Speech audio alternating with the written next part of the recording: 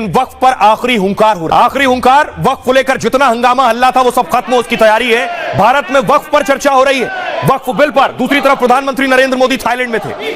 वक्फ bill pass हुआ लोकसभा में। यह है बिल पर जो मोहर लगी है। संसद में कुल 542 सांसद, कुल वोट पड़े 520, यानी 22 सांसद नहीं थे।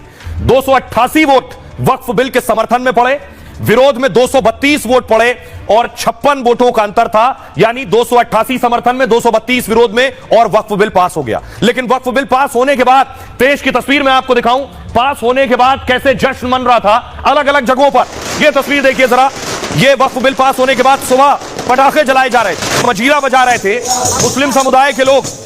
तो एक तबका था जो समर्थन में था, दूसरी तरफ कोलकाता में देखिए विरोध प्रदर्शन हो रहा था, और इसी मुंबई में जहां पटाखे जलाए जा रहे थे वहां विरोध भी हो रहा था। यह भी मुंबई की तस्वीर है वक्फ बिल पास होने के बाद।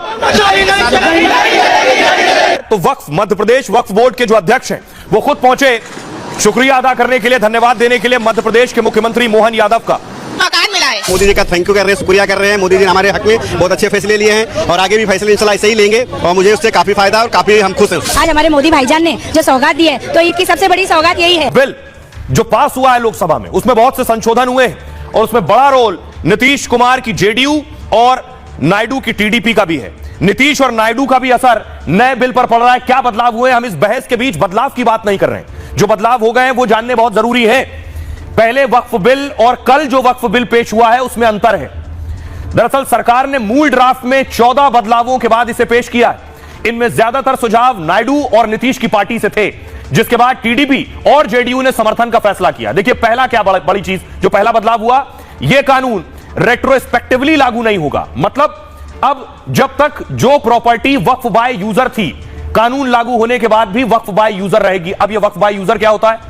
बशर्ते वक्फ की उस प्रॉपर्टी पर कोई कानूनी विवाद ना हो। शर्त यह भी है कि वक्फ की वो प्रॉपर्टी सरकारी नहीं होनी चाहिए, यानी वो प्रॉपर्टी जो अब तक वक्फ की थी वो सरकारी ना हो। अगर कोई संपत्ति लंबे समय से धार्मिक या चैरिटी में इस्तेमाल होती थी तो बिना औपचारिक दस्तावेज के भी उसे वक्फ माना जाता था। जैसे मस्जिदें और वक्फ प्रॉपर्टी, ओवैसी जो बार बार कह रहे हैं मस्जिदें छिन जाएंगी, बाकी प्रॉपर्टी छिन जाएंगी, ये जो बदलाव है ये उस पर काम करेगा। भले ही उस प्रॉपर्टी का वक्फनामा ना हो, दस्तावेज ना हो, मतलब भले ही उनके पास वैध दस्तावेज ना हो, इसे वक्फ बाय यूजर प्रावधान कहा जाता था।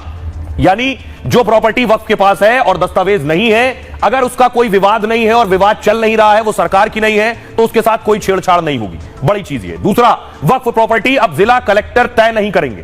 पहले यह अधिकार जिला कलेक्टर को दे दिया गया था, इस पर भी बवाल था। कलेक्टर को तय करना था कि प्रॉपर्टी वक्फ की है या नहीं।